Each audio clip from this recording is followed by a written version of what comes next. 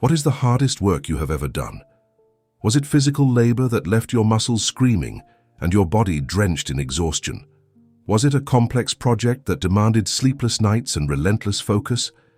Was it an exhausting negotiation where every word had to be carefully calculated and every move strategically planned? What if I told you that all of that, every ounce of that effort, every drop of that sweat, every moment of that struggle is secondary? What if the hardest, most demanding and most productive work on the planet is an activity you can do in complete silence and stillness, an activity that requires no physical movement whatsoever, no tools, no equipment, no external resources? What if this work, when done correctly, is the true cause of all the fortunes ever built, the invisible foundation beneath every empire, the secret engine driving every success story you have ever admired? This is not a metaphor or motivational rhetoric. This is a precise statement. A fact that Wallace D. Wattles discovered and taught with uncompromising clarity. The pain you feel is real, and it is insidious because it masquerades as virtue. It is the guilt and the gnawing feeling of unproductivity that comes from just thinking, from sitting in contemplation while the world around you screams that you should be doing something visible, something tangible, something that can be measured and photographed and posted on social media as evidence of your hustle. Society has conditioned us to glorify action, to worship the appearance of busyness, to equate movement with progress and stillness with laziness. We are told that wealth comes from what we do, from the hours we log, the tasks we complete, the meetings we attend, the deals we close. The person who sits quietly in thought is viewed with suspicion, as if they are shirking their duties, as if they are avoiding the real work. But Wallace D. Wattles taught a radical truth that shatters this illusion entirely. Wealth comes not from what you do, but from what you think. He revealed that learning to think correctly, to hold your mind in a sustained state of creative contemplation, is the hardest labor a person can undertake, far more demanding than any physical exertion or mental calculation you have ever experienced. This is the reverse bridge that connects your modern struggle to the timeless solution. We live in an age of unprecedented action, where people are working more hours than ever before, juggling multiple projects, drowning in to-do lists, yet feeling perpetually broke and exhausted. The promise is this: you will learn why sustained, focused thought is the real work of creation, the primary cause that sets all secondary causes into motion. You will discover the method to perform this mental labor so effectively, with such precision and power, that physical riches become its natural and inevitable byproduct. You will understand that what you have been calling thinking is not thinking at all, but merely mental wandering, and that true thought, creative, sustained, truth-focused thought, is a skill that must be trained like any other, except that it is exponentially more difficult and exponentially more rewarding than any skill you have ever developed.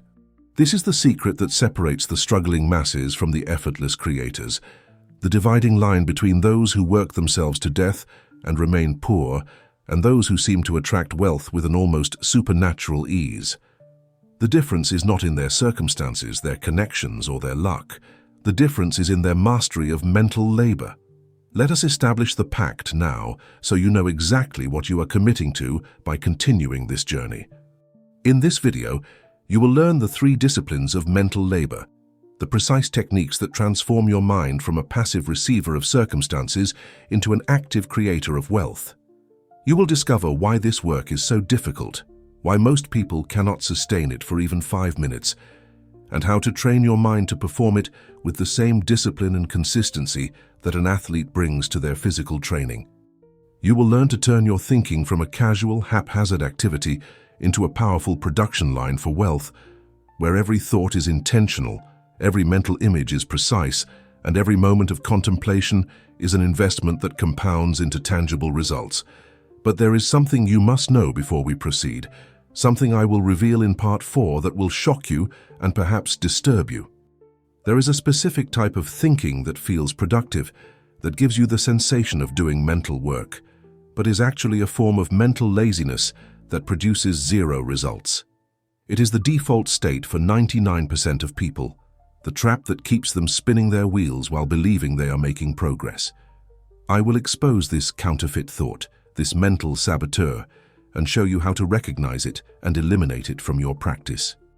For now, I ask you this. Do you consider thinking to be real work? Not the casual thinking you do while scrolling through your phone or daydreaming during a commute, but sustained, focused, creative thought that demands every ounce of your mental power. Leave your answer in the comments, and if you are ready to discover the hardest and most rewarding work you will ever do, subscribe to this channel and join the legacy of those who have learned to create wealth from the invisible realm of thought. Wallace D. Wattles articulated a principle so profound and so counterintuitive that most people dismiss it without ever truly understanding what he meant. He wrote, "To think what you want to think is to think truth, regardless of appearances." This is not a philosophical abstraction or a comforting platitude. This is a precise instruction for the most demanding work you can undertake. To think truth means to hold in your mind the reality of your wealth, your success, your desired outcome, as a present fact, not as a future possibility or a distant dream. It means to see yourself as already wealthy, to feel the security and abundance as if it were your current state, to think from the end result rather than toward it. This is truth because in the realm of causation, in the invisible substance from which all things are formed, your sustained thought is the reality, and your current physical circumstances are merely the lagging effect of your previous thoughts. But here is where the labor begins, where the difficulty reveals itself with brutal clarity. Wattles continues, "To think according to appearance is easy. To think truth regardless of appearances is laborious, and requires the expenditure of more power than any other work." Think about what he is saying. To think according to appearance means to let your thoughts be dictated by what you see, what you feel, what your bank account shows, what your current situation reflects. If you are broke, to think broke thoughts is effortless. If you are struggling, to think struggling thoughts requires no mental discipline whatsoever. Your senses are constantly feeding you evidence of your current reality, and to simply accept that evidence and think in alignment with it is the path of least resistance. It is mental coasting, the default mode of human consciousness. To think truth regardless of appearances is to swim against the current of your sensory experience. It is to look at an empty bank account and hold the thought of abundance. It is to face bills you cannot pay and maintain the mental state of financial security. It is to be surrounded by evidence of limitation and consciously, deliberately, persistently think thoughts of expansion and wealth. This is not denial. This is creation. You are not pretending that your current circumstances do not exist. You are refusing to let those circumstances dictate the creative power of your thought. You are choosing to impress upon the formless substance not what is but what you intend to be. This requires an expenditure of mental power that most people cannot even conceive of, let alone sustain. The real labor is holding the thought of your wealth as a present truth, even when every fiber of your being, every message from your environment, every voice in your head is screaming the opposite. It is maintaining this thought not for a few seconds or a few minutes, but consistently, persistently, until it becomes the dominant pattern of your consciousness. It is training your mind to reject the evidence of your senses and to accept only the evidence of your vision. This is why Wattles called it labor, why he insisted that it requires more power than any other work. Physical labor exhausts the body, but mental labor of this caliber exhausts the will, challenges the faith, and demands a level of discipline that separates the creators from the consumers. Consider the nature of this work more deeply. When you engage in physical labor, you receive immediate feedback. You lift a weight, you feel the strain, you see the weight move, you dig a hole, you see the earth displaced. There is a direct, visible connection between your effort and the result. But mental labor offers no such immediate gratification. You sit in contemplation, you hold the thought of wealth, and nothing appears to change. Your bank account does not instantly fill. Your circumstances do not immediately transform. The temptation to abandon the work, to declare it ineffective, to return to the comfort of thinking according to appearance, is overwhelming.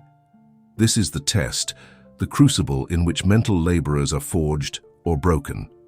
Wattles understood this struggle intimately. He knew that the human mind, left to its own devices, will always default to the path of least resistance, which is to think in alignment with current conditions. He knew that to override this default, to consciously direct thought in opposition to sensory evidence, is an act of will so demanding that most people will quit before they ever develop the capacity for it.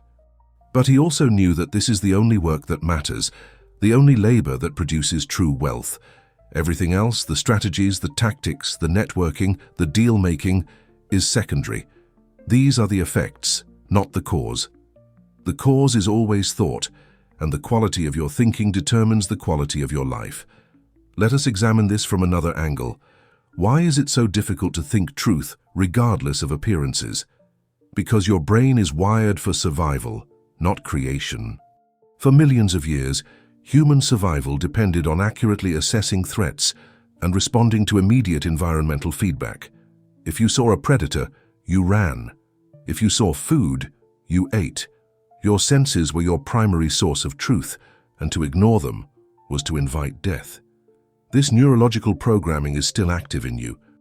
When you look at your bank account and see scarcity, your brain interprets this as a threat to your survival, and it floods your consciousness with thoughts of fear, worry, and limitation.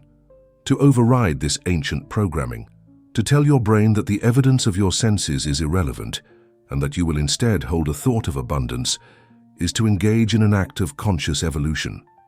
This is not about positive thinking or affirmations or wishful hoping. This is about understanding that thought is a force, a creative power that shapes the formless substance into physical reality. When you think according to appearance, you are using your creative power to perpetuate your current conditions. You are impressing upon the substance the pattern of lack, and the substance responds by delivering more lack. When you think truth regardless of appearances, you are impressing upon the substance the pattern of wealth, and the substance must respond by delivering wealth. But the substance does not respond to casual thought or fleeting wishes. It responds to sustained, focused, emotionalized thought that is held with unwavering faith.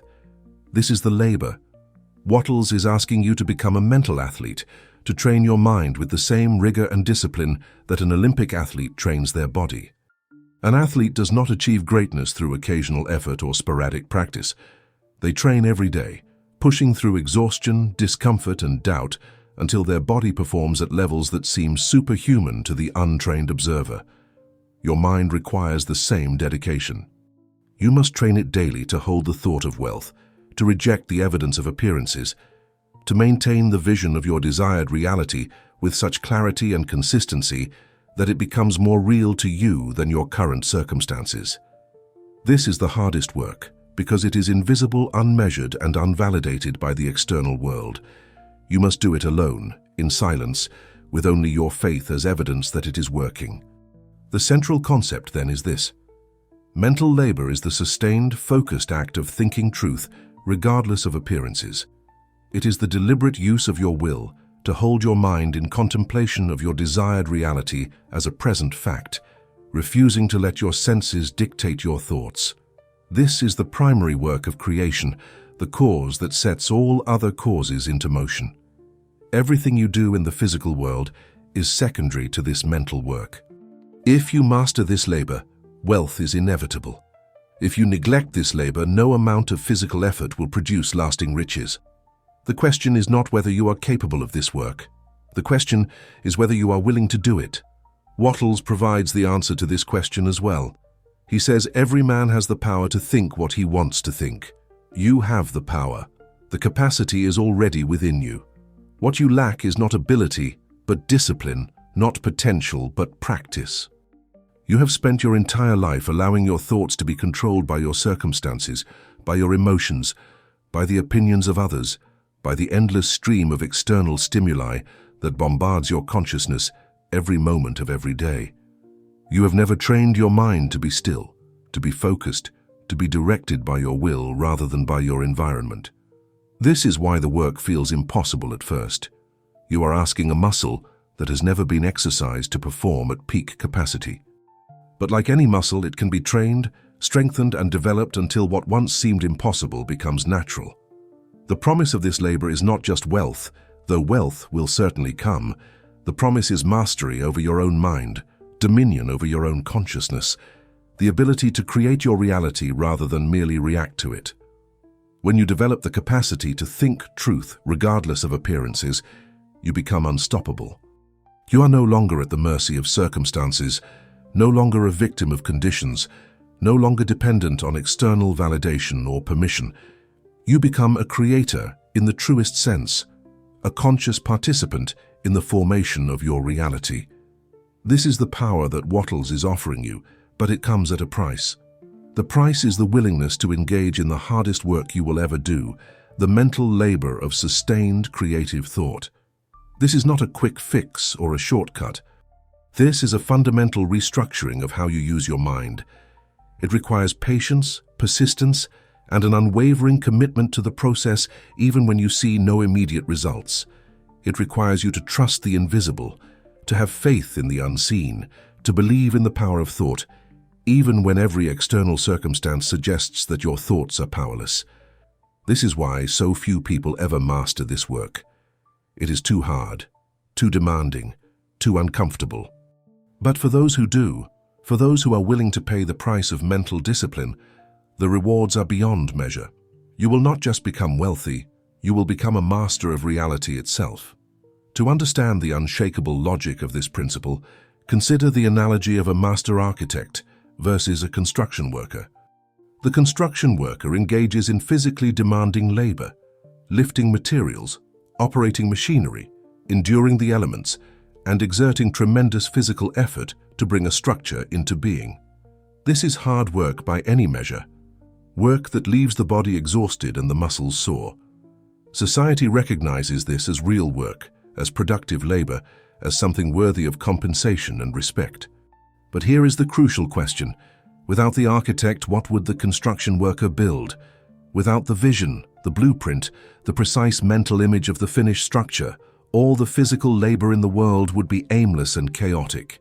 The construction worker might move materials, but they would not create a building. They might exert effort, but they would not produce value. The architect performs the most crucial labor, and it is entirely mental. They must hold the entire perfect vision of the finished building in their mind against the appearance of an empty lot. When they stand before a vacant piece of land, their senses tell them there is nothing there, just dirt and weeds and emptiness. But the architect must see the building. They must see every detail in the unseen, the foundation, the framework, the walls, the windows, the roof, the interior spaces, the flow of movement through the structure. They must hold this vision with such clarity and precision that they can translate it into blueprints, into specifications, into instructions that others can follow. This is mental labor of the highest order, and it is far more difficult than any physical construction work. Now extend this analogy to your life and your wealth. You are the architect of your fortune. Your primary job, your most important work, is the mental labor of holding the vision of your wealth with perfect clarity, regardless of the current appearance of your financial situation. Just as the architect must see the building on the empty lot, you must see the wealth in your current circumstances of lack.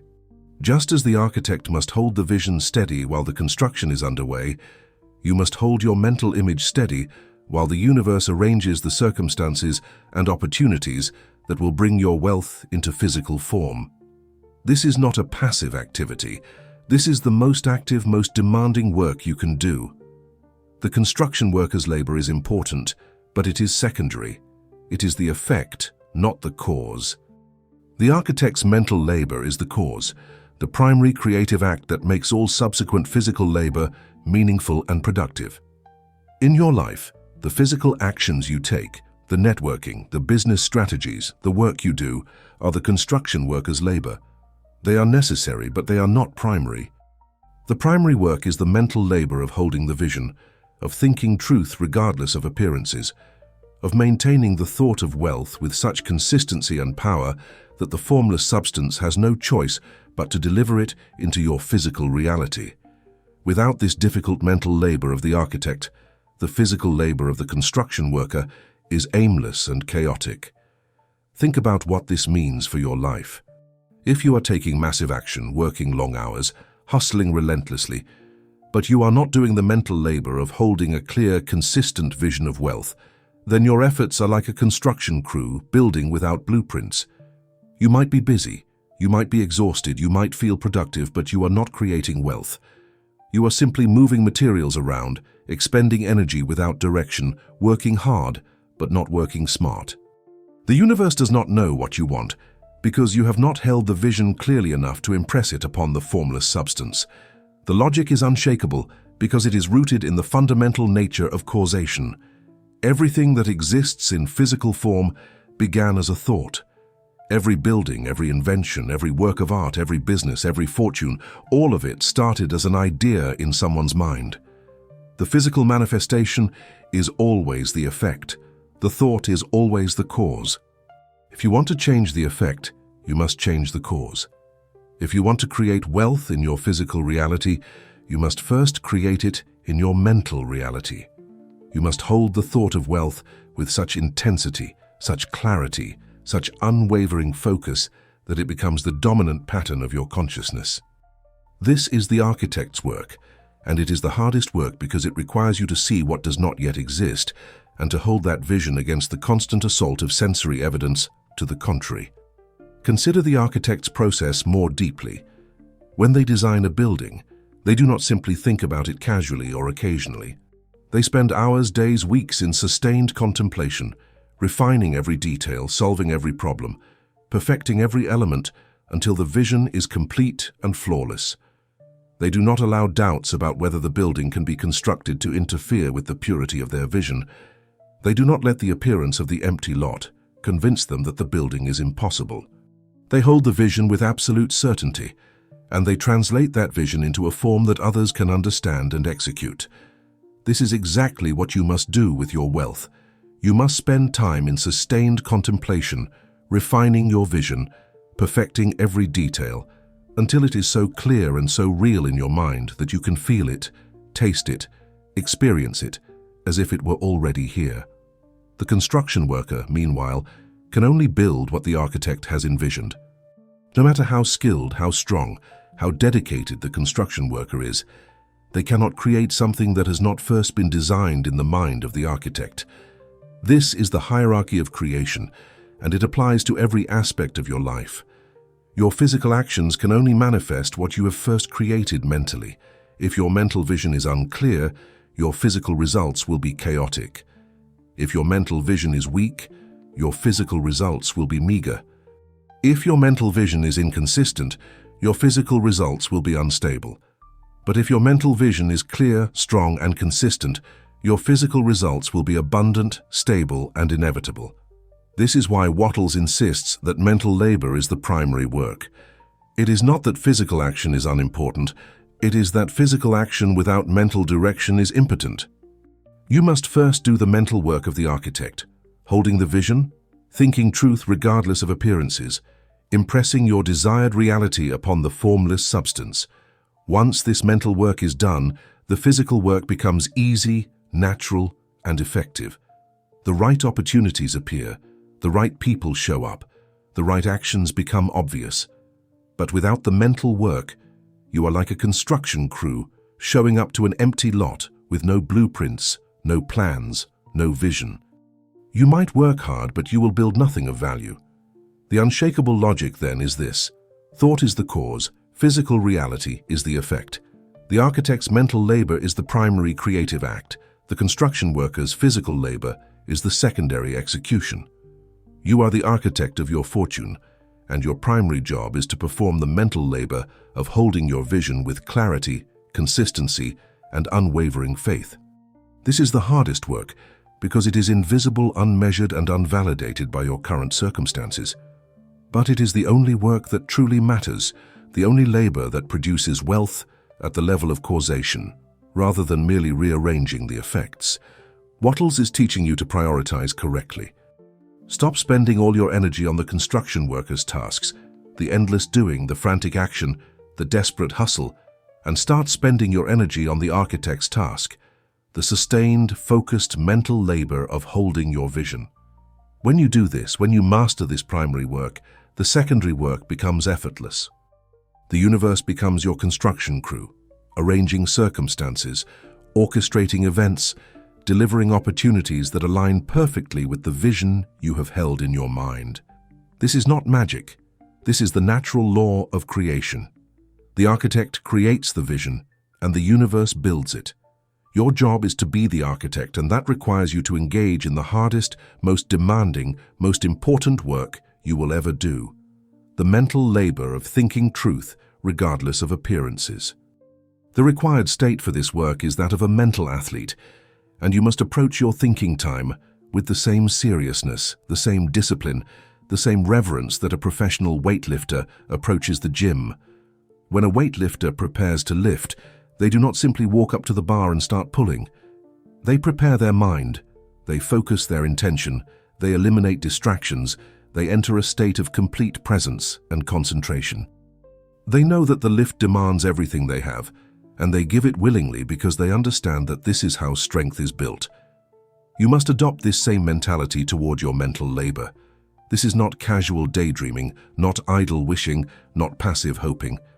This is focused, power-intensive work that demands your full attention, your complete commitment, your absolute best effort.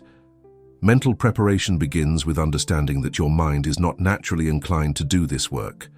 Your mind, left to its own devices, will wander, will drift, will seek distraction and comfort.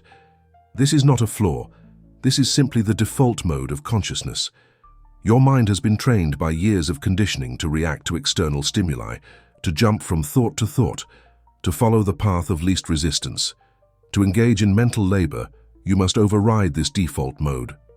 You must consciously take control of your mind, directing it with your will, holding it steady on a single point of focus, despite its natural tendency to scatter. This requires preparation, just as an athlete warms up their body before intense physical exertion. The preparation involves creating the right environment, both external and internal. Externally, you must eliminate distractions. Find a quiet space where you will not be interrupted. Turn off your phone, close your computer. Remove anything that might pull your attention away from the work. This is sacred time, and it must be protected with the same vigilance that an athlete protects their training schedule. Internally, you must calm your mind, releasing the mental chatter and emotional turbulence that constantly occupies your consciousness. This might require a few moments of deep breathing, of consciously relaxing your body, of letting go of the concerns and worries that you have been carrying. You are creating a blank canvas upon which you will paint your vision. Once you have prepared the environment and calmed your mind, you must set your intention with absolute clarity. What is the vision you are going to hold? What is the truth you are going to think regardless of appearances? This must be specific, detailed, and emotionally charged. You are not thinking vague thoughts of more money or success. You are thinking precise thoughts of your desired financial state, seeing yourself living in abundance, feeling the emotions of security and freedom, experiencing the reality as if it were already here. The more specific your vision, the more powerful your mental labor will be. The architect does not design a building with vague concepts. They design with precise measurements, exact specifications, detailed plans. You must do the same with your wealth. Mental preparation also requires you to cultivate the right emotional state. You cannot perform this work from a place of desperation, fear, or anxiety. These emotions are rooted in lack, in the belief that you do not have what you want, and they will sabotage your mental labor. You must approach this work from a place of calm certainty, of quiet confidence, of unwavering faith. You are not trying to get something you lack. You are claiming something that is already yours in the realm of causation. This shift in emotional state is crucial. It is the difference between begging and commanding, between hoping and knowing. The formless substance responds to the dominant emotional tone of your thought, and if that tone is fear or doubt, you are impressing lack upon the substance, not wealth. Consider the mindset of the mental athlete further. An athlete knows that growth happens at the edge of their capacity, in the moments when they push beyond what is comfortable, when they lift more weight than they lifted yesterday, when they run faster than they ran last week. They embrace the discomfort because they know it is the price of progress. You must adopt this same mindset toward your mental labor. It will be uncomfortable. It will be difficult. Your mind will resist, will want to drift, will want to think according to appearances, because that is easier. But you must push through this resistance, must hold your focus even when it feels impossible, must persist in thinking truth even when every fiber of your being is screaming that it is pointless. This is the mental equivalent of lifting heavy weight, and it is how you build the mental strength necessary to create wealth. The seriousness with which you approach this work cannot be overstated. This is not a hobby, not a casual experiment, not something you do when you feel like it. This is your primary work, your most important task, the activity that will determine the trajectory of your financial life. You must schedule it, protect it, and execute it with the same discipline that you would bring to any critical business meeting or important project. If you treat it as optional or secondary, it will produce optional and secondary results. But if you treat it as the most important work you do, if you give it your best energy and your fullest attention, it will produce results that exceed anything you have achieved through physical effort alone. Mental preparation is also about building the habit. An athlete does not become strong through a single workout. They become strong through consistent, repeated training over time. Your mental labor is the same. You must do this work daily, building the habit until it becomes as natural and automatic as brushing your teeth. In the beginning, it will require enormous effort just to sit still for a few minutes and hold your focus. But with practice, with persistence, with daily repetition, it will become easier. Your mind will become trained, disciplined, capable of sustaining the focus for longer periods and with greater intensity. This is how mental athletes are made, and this is how fortunes are created. The required state, then, is one of complete seriousness, absolute focus, and unwavering discipline. You are not playing at this. You are working at the highest level of creative power. You are engaging with the fundamental forces of the universe, impressing your will upon the formless substance, directing the flow of energy and matter toward the manifestation of your desired reality. This is not trivial work. This is the work of gods, of creators, of those who have learned to master the invisible realm of thought and to translate that mastery into visible wealth. Approach it with the reverence and dedication it deserves, and it will reward you beyond measure. The execution of mental labor consists of 3 distinct disciplines, each demanding its own form of mastery, each building upon the last to create a complete and powerful practice. These are not suggestions or guidelines. These are precise techniques that must be followed with exactness if you want to produce results.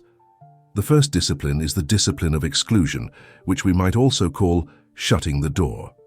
This is the foundational act that makes all subsequent work possible. You must consciously and deliberately exclude all evidence from your senses. You must, for a defined period of time, refuse to think about your current bills, your current problems, your current reality. This is not denial. This is focus. You are not pretending that your problems do not exist. You are choosing not to allow them to occupy your consciousness during this sacred time of mental labor. Why is this necessary?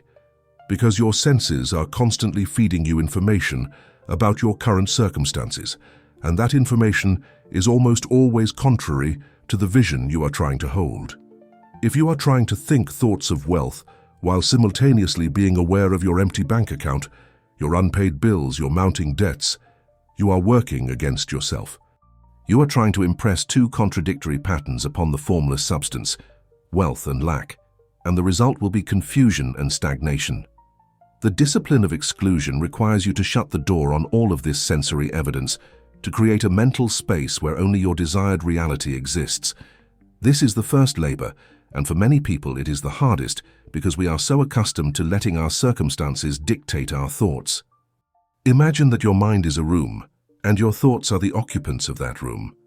During your mental labor, you are going to invite only one guest into this room, the thought of your wealth, your desired reality, your vision of abundance. But there are other guests constantly trying to enter: worry about bills, fear about the future, memories of past failures, doubts about your worthiness. The discipline of exclusion is the act of standing at the door of your mind and refusing entry to all of these unwanted guests. You are the gatekeeper, and you must be ruthless. Every time a thought of your current circumstances tries to enter, you gently but firmly turn it away. Not now, you say. This is not the time for you. I am doing different work right now. This requires vigilance and will. Your mind will not cooperate easily at first. It is habituated to thinking about problems, to worrying, to rehearsing your current reality over and over. You must consciously intervene, redirecting your attention away from these default thoughts and back to your chosen focus. This is exhausting work, which is why Wattles calls it labor. It is not the passive reception of thoughts, it is the active, willful direction of thought. You are not letting your mind wander where it will. You are commanding it to go where you want it to go and to stay there. This is the discipline of exclusion, and it is the foundation of all mental labor. The second discipline is the discipline of contemplation, which we might call holding the truth. This is the core of the work, the most demanding and most powerful aspect of mental labor. Once you have shut the door on appearances, once you have excluded all evidence of your current circumstances, you must now hold your mind in steady contemplation of your desired reality. This is not visualization in the casual sense of simply imagining a scene. This is something far deeper and more intensive. You are not just visualizing, you are thinking from the state of being wealthy. You are mentally occupying the reality you desire, experiencing it as if it were already here, thinking the thoughts that a wealthy person would think, seeing the world as they would see it, feeling the security and abundance that they would feel. This is where the real power is generated. When you think from the state of wealth rather than toward it, you are aligning your consciousness with the frequency of abundance. You are no longer a person who wants to be wealthy. You are in your mind a person who is wealthy. This shift in identity, this mental occupation of your desired state, is what impresses the formless substance with such power that it must respond. But holding this state is incredibly difficult because your mind will constantly try to slip back into thinking from your current circumstances. You will be contemplating wealth, and suddenly a thought will intrude, "But I don't have any money right now."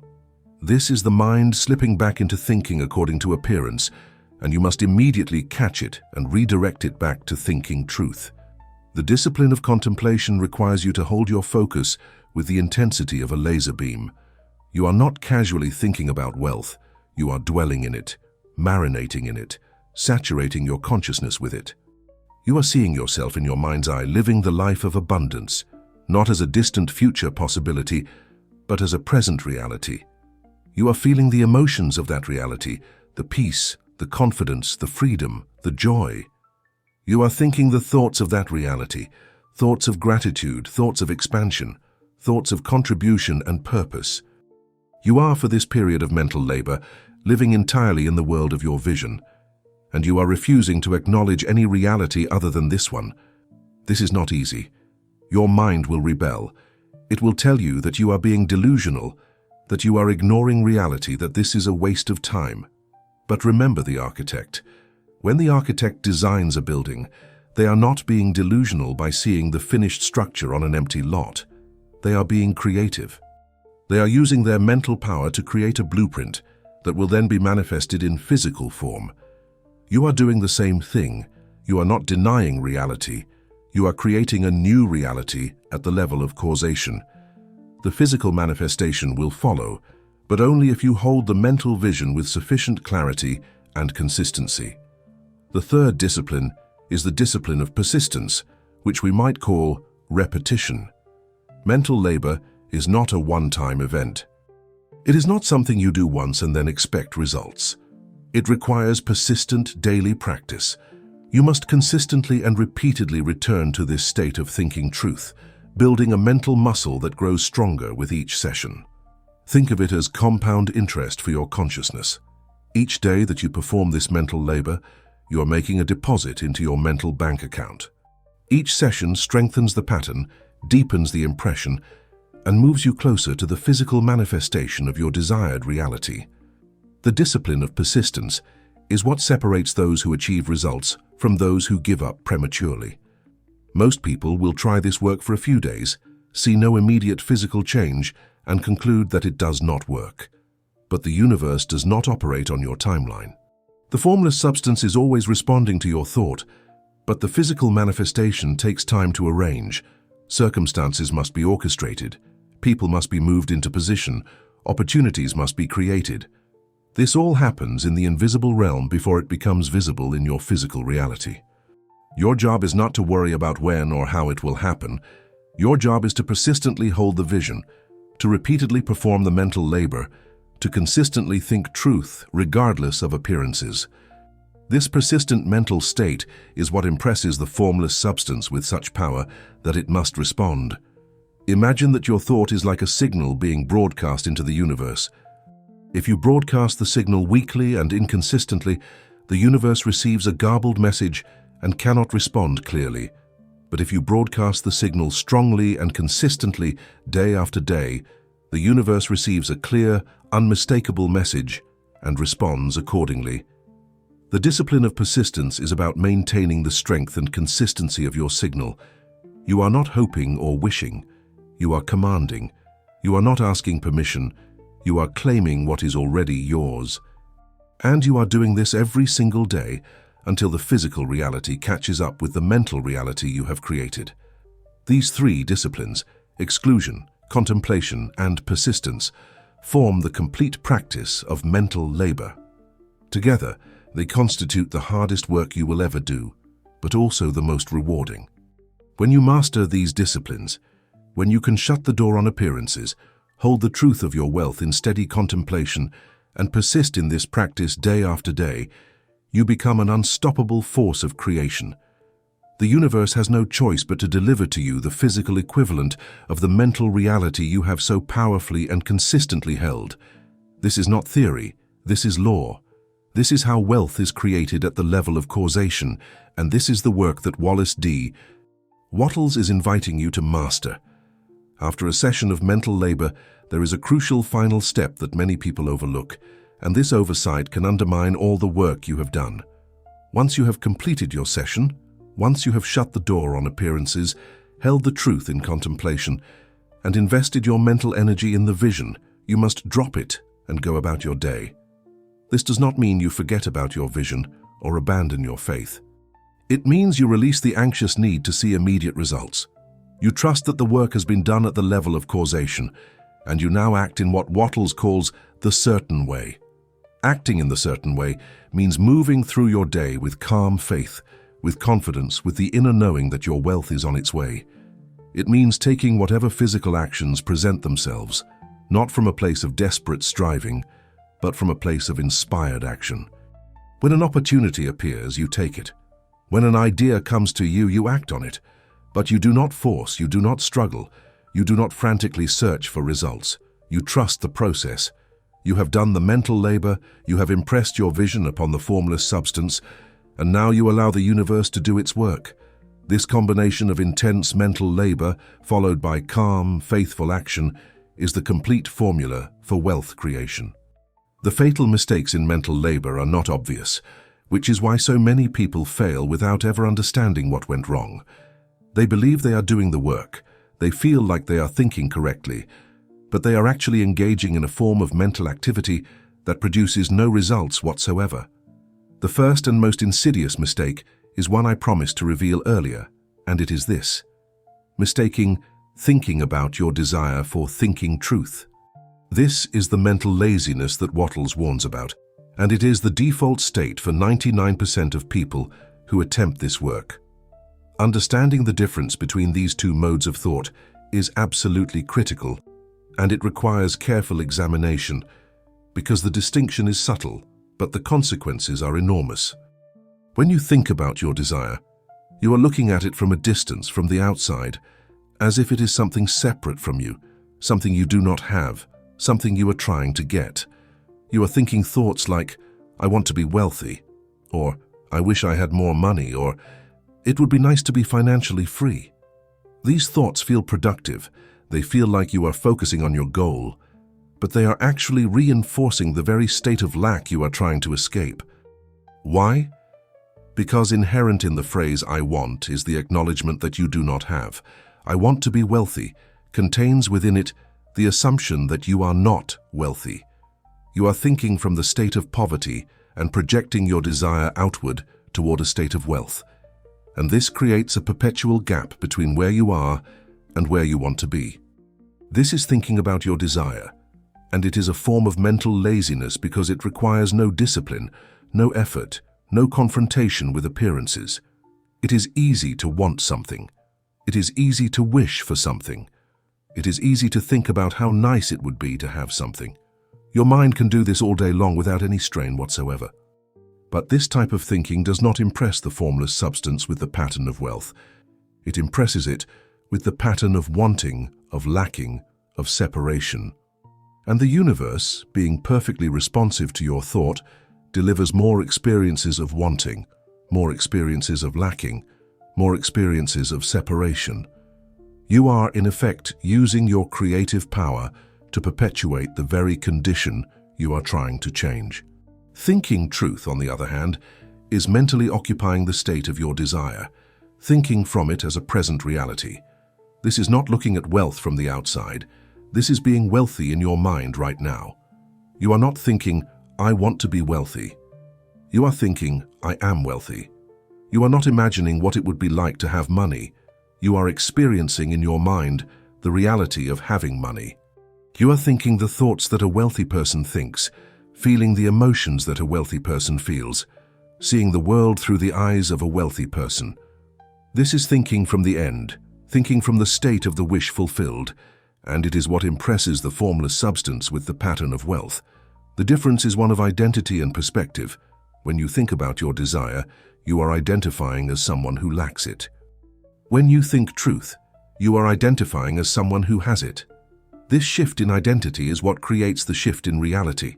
The formless substance does not respond to what you want. It responds to what you are, to the state of consciousness you occupy, to the identity you claim in your thinking. If you are in your mind a person who wants wealth, you will continue to be a person who wants wealth. But if you are in your mind a person who is wealthy, you must become in your physical reality a person who is wealthy. This is law, not philosophy. Let me illustrate this with an example. Imagine two people sitting in meditation, both focusing on financial abundance. The first person is thinking, I really need more money, I want to be rich. I hope this works, I wonder when the money will come. This person is thinking about wealth, but from the state of lack. Every thought contains the implicit acknowledgement that they do not have what they want. They are looking at wealth from the outside as something distant and separate. The second person is thinking, I am financially abundant. Money flows to me easily and naturally. I am secure, free, and prosperous. This person is thinking from the state of wealth. They are not hoping or wishing. They are claiming and experiencing. They are occupying the mental state of abundance, and they are refusing to acknowledge any other reality. Which of these two people is performing true mental labor? Which is thinking truth, regardless of appearances? The second person, without question. The first person is engaging in mental activity, but it is not creative activity. It is reactive activity, rooted in their current circumstances and perpetuating those circumstances. The second person is engaging in true mental labor, the kind that requires enormous effort because it demands that they think in complete opposition to their sensory evidence. They are not letting their current bank account dictate their thoughts. They are letting their desired reality dictate their thoughts. This is the difference between daydreaming and creation, between wishing and manifesting, between mental laziness and mental labor. This mistake is so common because it feels like you are doing the work. You are thinking about your goal, you are focusing on what you want, you are spending mental energy on the subject of wealth. But if you are thinking from lack, if you are thinking about wealth as something you do not have, you are impressing lack upon the formless substance, not wealth. You must shift your perspective entirely. You must stop looking at your desire from the outside and start experiencing it from the inside. You must stop thinking about being wealthy and start thinking as a wealthy person. This is the mental labor, and it is hard because it requires you to completely disregard the evidence of your senses and to occupy a state of consciousness that your current circumstances do not support.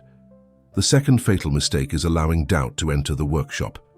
Doubt is the antithesis of this work, the poison that kills the seed of wealth before it can germinate. If you are performing your mental labor, shutting the door on appearances, holding the vision of wealth in contemplation, and a thought of doubt enters your mind, it is like a saboteur entering the architect's office and burning the blueprints. All the work you have done up to that point is undermined. Why? Because doubt is a thought rooted in the opposite of what you are trying to create. Doubt says, this might not work. Maybe I'm fooling myself. What if I'm wasting my time? These thoughts are thinking according to appearance, and they impress upon the formless substance the pattern of uncertainty and failure. The will must be used to hold the door shut against doubt. This is not about suppressing doubt or pretending it does not exist. It is about recognizing doubt as an intruder, as a thought that does not belong in your mental workshop during the time of mental labor, and consciously refusing to entertain it. When doubt arises, and it will arise especially in the beginning, you must immediately recognize it, reject it, and redirect your focus back to the truth you are holding. You do not argue with the doubt. You do not analyze it. You do not give it any energy whatsoever. You simply say, no, that is not the thought I am choosing right now, and you return to the contemplation of your wealth. This requires constant vigilance, especially in the early stages of developing this practice. Your mind is habituated to doubt, to worry, to fear. These are the default patterns of consciousness for most people, and they will not disappear simply because you have decided to do mental labor. They will continue to arise, and your job is to stand guard at the door of your mind and refuse them entry. Over time, with persistent practice, the doubts will arise less frequently and with less power. Your mind will become trained to hold the vision of wealth without wavering, to think truth without being pulled back into thinking according to appearance. But in the beginning, you must be ruthless in your exclusion of doubt. Wallace D. Wattles provides us with the most powerful and clarifying quotes on this labor, and they must be internalized and remembered because they cut through all confusion and reveal the stark reality of what this work demands. He writes, "There is no labor from which most people shrink as they do from that of sustained and consecutive thought. It is the hardest work in the world." Let this sink in. Wattles is not saying that mental labor is difficult. He is saying it is the hardest work in the world. Harder than physical labor, harder than emotional challenges, harder than any task you have ever undertaken. Why? Because it requires you to override every instinct, every habit, every conditioned response that your mind has developed over a lifetime. Sustained and consecutive thought means holding your mind on a single point of focus, without wavering, without distraction, without allowing it to drift into the comfortable patterns of thinking according to appearance. Most people cannot do this for even 5 minutes. They sit down to perform mental labor, and within seconds their mind is wandering to their to-do list, their problems, their worries, their random thoughts. They are not holding the vision, they are letting their mind run wild. This is why most people fail. They are unwilling to do the hardest work, and so they settle for the easier work of physical action, which produces inferior results. Wattles also tells us, every man has the power to think what he wants to think. This is the empowering truth that must anchor your practice. You are not a victim of your thoughts. You are not powerless against the default patterns of your mind. You have the power to choose your thoughts, to direct your focus, to hold your mind on the vision of your wealth regardless of what your circumstances are telling you. This power is within you right now, but it must be exercised. It must be trained. It must be developed through persistent practice. The power is there, but the discipline to use it must be cultivated. These quotes are your touchstones, the principles you return to whenever you feel discouraged or doubtful. When the work feels too hard, when you are tempted to give up, when you start to believe that this is not working, remember Wattles' words. This is the hardest work in the world, and that is precisely why so few people do it. But you have the power to think what you want to think, and if you are willing to exercise that power with consistency and discipline, you will produce results that seem miraculous to those who have never understood the true nature of mental labor. The connection between Wattles' teachings and modern neuroscience is profound and validates everything he taught over a century ago. Neuroscience has discovered what is called the default mode network, or DMN, which is a network of brain regions that becomes active when you are not focused on a specific task. When you are mind-wandering, daydreaming, worrying about the past, or speculating about the future, Your DMN is active. This is the brain's default state, the mode it enters when you are not consciously directing your attention. And here is the crucial insight. When your DMN is active, you are thinking according to appearance. You are rehearsing your current reality, replaying your past experiences, projecting your current circumstances into the future.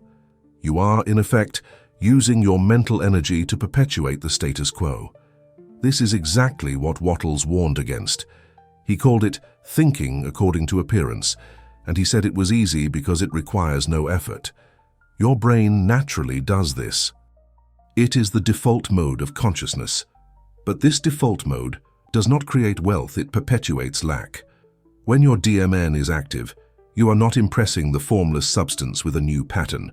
You are reinforcing the old pattern. You are thinking from your current circumstances, and the universe responds by delivering more of the same circumstances. This is why most people's lives do not change. They are spending the vast majority of their mental energy in the default mode, thinking thoughts that are dictated by their current reality, and those thoughts create more of the same reality. The mental labor that Wattles describes is the act of consciously disengaging from the default mode network and activating what neuroscientists call the executive control network. This is the network of brain regions that becomes active when you are focused, when you are directing your attention with intention, when you are holding your mind on a single chosen point of focus. When you activate your executive control network, you are overriding the default mode. You are no longer thinking according to appearance, you are thinking truth. You are consciously choosing your thoughts rather than letting your thoughts be chosen by your circumstances. This is literally the hardest work you can ask your brain to do. The default mode network is called default for a reason. It is what your brain does automatically, effortlessly, when you are not actively controlling it. To disengage from this default state and to activate the executive control network requires sustained effort, focused attention, and enormous mental energy. This is why most people cannot sustain focused thought for more than a few minutes. Their brain naturally wants to return to the default mode because it is easier, more comfortable, less demanding. But the default mode does not create wealth. Only sustained, focused, creative thought, the kind that activates the executive control network, has the power to impress the formless substance with a new pattern. Neuroscience has also discovered that the brain is neuroplastic, meaning it can be trained and reshaped through repeated practice. When you consistently engage in mental labor, when you repeatedly activate your executive control network to hold the vision of wealth, you are literally rewiring your brain. You are creating new neural pathways, strengthening the connections that support focused thought and weakening the connections that support mind-wandering and worry. Over time, what was once incredibly difficult becomes easier. Your brain becomes trained to hold focus, to think truth, to maintain the vision without wavering. This is the neurological basis for the discipline of persistence that Wattles taught. Furthermore, neuroscience has shown that the brain cannot distinguish between a vividly imagined experience and a real experience. When you engage in deep contemplation of your wealth, when you think from the state of abundance with such clarity and emotional intensity that you can feel it, see it, experience it in your mind, your brain is processing this as a real experience. It is creating the neural patterns associated with actually being wealthy, and these neural patterns then influence your behavior, your decisions, your perceptions, and your actions in ways that align with wealth. This is why thinking truth regardless of appearances is so powerful. You are not just wishfully hoping, you are neurologically programming yourself for wealth. The default mode network is also associated with the ego, with the sense of a separate self that is defined by past experiences and current circumstances. When you are in the default mode, you are thinking from the perspective of your current identity, the person you believe yourself to be based on your history, your limitations, your failures. But when you engage in mental labor, when you activate the executive control network and hold the vision of wealth, you are transcending this limited identity. You are thinking from a new identity, the identity of the wealthy person you are becoming. This is a shift at the deepest level of consciousness, and it is what makes transformation possible. Neuroscience confirms what Wattles taught, that the mind is the primary creative force, that sustained focused thought is the hardest work you can do, and that this work literally rewires your brain and reshapes your reality. The default mode network is the neurological equivalent of thinking according to appearance, and the executive control network is the neurological equivalent of thinking truth. Your job is to consciously choose which network you activate, to spend more time in focused creative thought and less time in passive reactive thought. This is mental labor at the neurological level, and it is the key to creating wealth. The implications of this are staggering. It means that every moment you spend in the default mode, worrying, ruminating, rehearsing your problems, thinking about your lack, you are actively creating more of the same. You are using the creative power of your mind to perpetuate your current circumstances. But every moment you spend in focused creative thought, holding the vision of wealth, thinking from the state of abundance, experiencing your desired reality in your mind, you are actively creating a new reality. You are impressing the formless substance with a new pattern, and you are rewiring your brain to support that pattern. This is not metaphysical speculation. This is neuroscience. This is how the brain works, and this is why mental labor is the most powerful work you can do. Understanding the neuroscience behind Wattles' teachings should give you confidence and clarity. You are not engaging in wishful thinking or self-delusion. You are engaging in a precise, scientifically validated process of mental creation. You are using your executive control network to override your default mode network, impressing your desired reality upon the formless substance and rewiring your brain to support the manifestation of that reality. This is real work, demanding work, but it is the only work that truly matters when it comes to creating wealth. Everything else is secondary. To illustrate the power of mental labor in concrete terms, consider the story of Nikola Tesla, one of the greatest inventors in human history. Tesla was famous for his ability to build, test and run his inventions entirely in his mind, with flawless precision before ever building a physical prototype.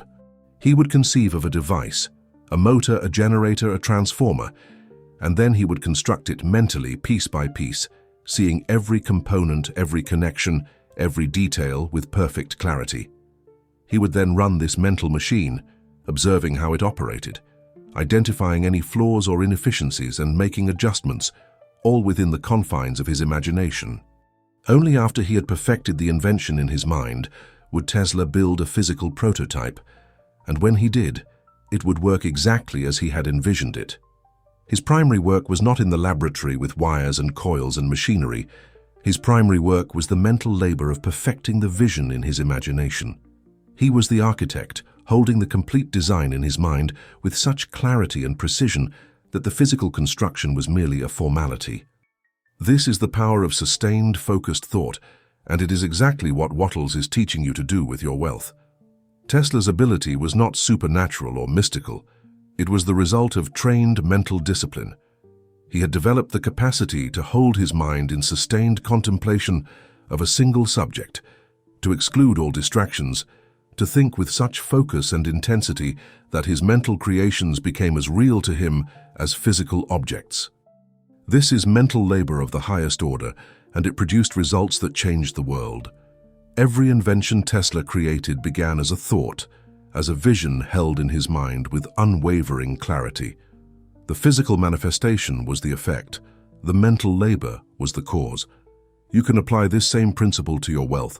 Just as Tesla perfected his inventions in his mind before building them physically, you must perfect your financial reality in your mind before it manifests physically.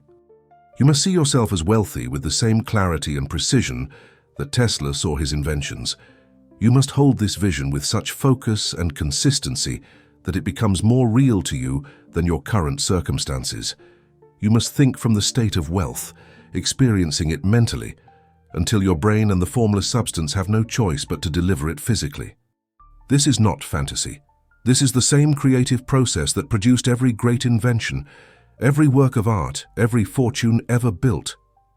Tesla understood something that most people do not, that the invisible realm of thought is more powerful than the visible realm of physical reality. He knew that by mastering his mind, by learning to think with precision and focus, he could create anything he could imagine. This is the secret that Wattles is revealing to you. Your wealth exists first in your mind, and if you can hold it there with the same clarity and consistency that Tesla held his inventions, it must manifest in your physical reality. This is law, not hope. This is how creation works at the fundamental level. The story of Tesla also illustrates the importance of the discipline of contemplation. Tesla did not casually think about his inventions. He did not daydream or wish or hope. He engaged in intense, sustained contemplation, holding every detail in his mind, examining it from every angle, perfecting it through sheer mental effort. This is the kind of thinking that produces results, and this is the kind of thinking that most people never engage in. They think casually, sporadically, without focus or discipline, and then they wonder why their lives do not change. But if you want Tesla-level results, you must engage in Tesla-level mental labor. The synthesis of power comes from understanding that the reason most people fail to get rich is not because they lack opportunities, not because they lack intelligence, not because they lack connections or resources. They fail because they are unwilling to do the hardest and most important work. They focus all their energy on the effects, the physical actions, the strategies, the tactics, the hustle, while completely ignoring the cause, which is sustained, creative thought. They are like construction workers showing up to build without an architect, expending enormous effort, but producing chaotic and unsatisfying results. They work hard, they stay busy, they feel exhausted, but they do not create wealth because they have not done the primary work of holding the vision, of thinking truth, of impressing the formless substance with the pattern of abundance. This is the great reversal that Wattles teaches. The world tells you that action is primary and thought is secondary. The world tells you to hustle, to grind, to do more, to work harder. But Wattles reveals that thought is primary and action is secondary. He shows you that the quality of your thinking determines the quality of your results, and that no amount of physical effort can compensate for poor mental discipline. If you are thinking according to appearance, if you are allowing your thoughts to be dictated by your current circumstances, then all your physical efforts will merely perpetuate those circumstances.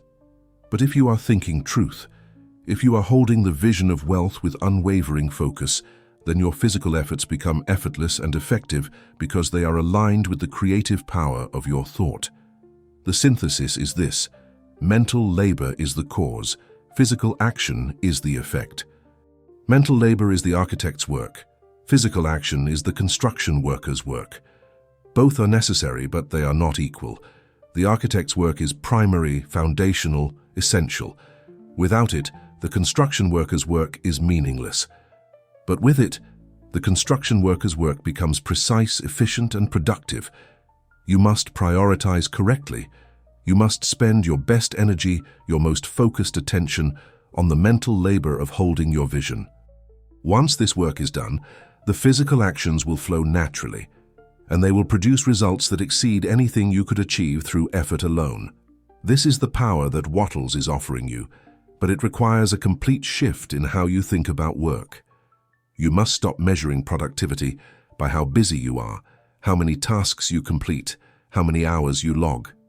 You must start measuring productivity by the quality of your thinking, by your ability to hold your mind in sustained contemplation of your desired reality, by the consistency with which you think truth, regardless of appearances. This is the real work, the work that produces wealth at the level of causation. Everything else is just rearranging the furniture in the house that your thoughts have built. Your mind is not a playground. It is a workshop. It is a factory. The thoughts you consistently hold are the products you manufacture, which are then delivered to your physical reality. This is not a metaphor.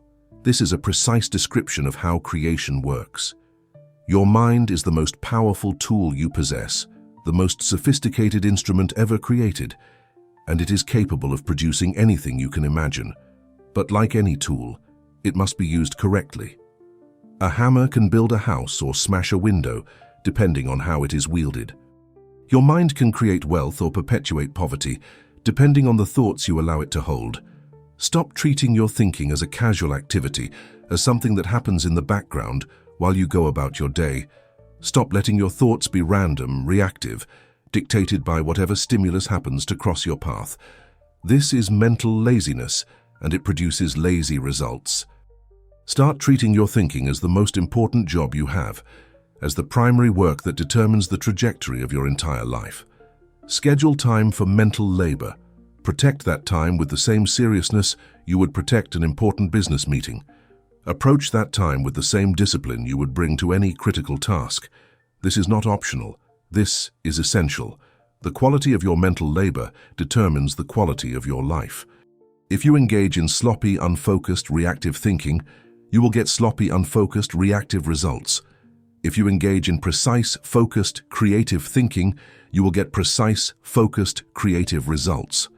The universe is perfectly responsive to your thought, delivering exactly what you impress upon the formless substance. If you impress lack, you get lack. If you impress wealth, you get wealth. It is that simple, and it is that exact. But most people never take control of their thinking. They let their minds run on autopilot, thinking whatever thoughts happen to arise, and then they wonder why their lives are chaotic and unsatisfying. You have the power to change this. You have the power to take control of your mind, to direct your thoughts with intention, to hold your focus on your desired reality with unwavering consistency. This is the message of empowerment that Wattles is delivering. You are not a victim of circumstances. You are not powerless. You are a creator, equipped with the most powerful creative tool in existence, your mind. But this tool must be mastered. It must be trained. It must be used with discipline and precision. When you do this, when you master the art of mental labor, you become unstoppable. You are no longer dependent on external conditions, no longer at the mercy of the economy or the job market or other people's decisions. You become the architect of your own fortune, creating wealth from the invisible realm of thought and watching it manifest in your physical reality. This is not about becoming someone you are not. This is about becoming who you truly are, a conscious creator, a master of mind, a person who understands the fundamental laws of the universe and uses them to design a life of abundance, freedom, and purpose. The power is already within you. The capacity is already there. What you need is the willingness to do the work, the hardest work, the mental labor that most people shrink from, but that produces results beyond anything physical effort alone can achieve. You need the courage to sit in stillness, to shut the door on appearances, to hold the vision of your wealth with such clarity and persistence that the universe has no choice but to deliver it. I am going to propose a challenge to you, and I want you to take it seriously, because it will prove to you beyond any doubt that mental labor is real work and that it is, indeed, the hardest work you can do.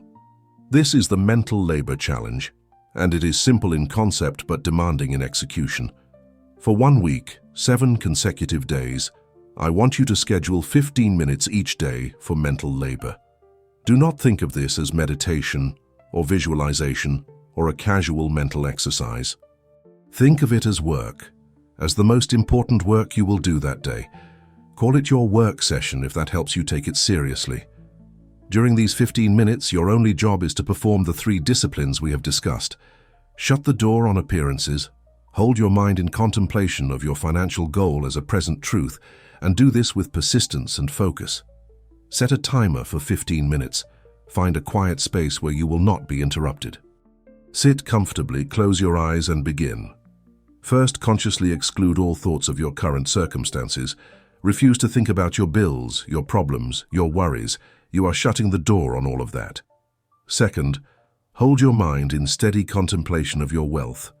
See yourself as already wealthy. Feel the emotions of abundance. Think the thoughts of a wealthy person. Experience this reality in your mind as if it were happening right now. Third, persist. When your mind wanders, and it will wander, gently but firmly bring it back to the vision. Do not give up. Do not let doubt enter. Hold the focus for the full 15 minutes. The goal of this challenge is not to manifest wealth in 7 days. The goal is to feel for yourself that this is indeed the hardest work you can do, You will discover that holding your mind on a single point of focus for 15 minutes is exponentially more difficult than you imagined. You will feel your mind resisting, wanting to drift, wanting to think about anything other than the vision you are trying to hold. You will feel the mental strain, the effort, the expenditure of power that Wattles described. And when you feel this, you will understand why most people never do this work and why those who do become wealthy. After 7 days of this practice, you will have first-hand experience of mental labor. You will know what it feels like, how difficult it is, and how much discipline it requires.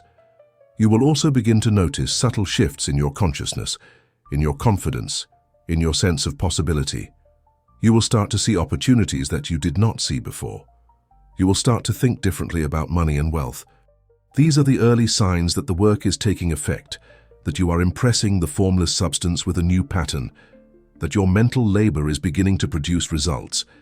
If you are ready to stop just working hard and start doing the right work, if you are ready to become a master of mental labor and to create wealth from the invisible realm of thought, then subscribe to the Master's Legacy. This channel is dedicated to exploring the profound teachings of the great masters of the mind, to guiding you through the deep and transformative journey of conscious creation. Subscribe, commit to the practice, and join the legacy of those who have learned that the hardest work is the most rewarding work, that mental labor is the true source of all physical riches, and that you have the power to think what you want to think and thereby create the life you desire. The choice is yours. The power is within you. The only question is whether you are willing to do the work.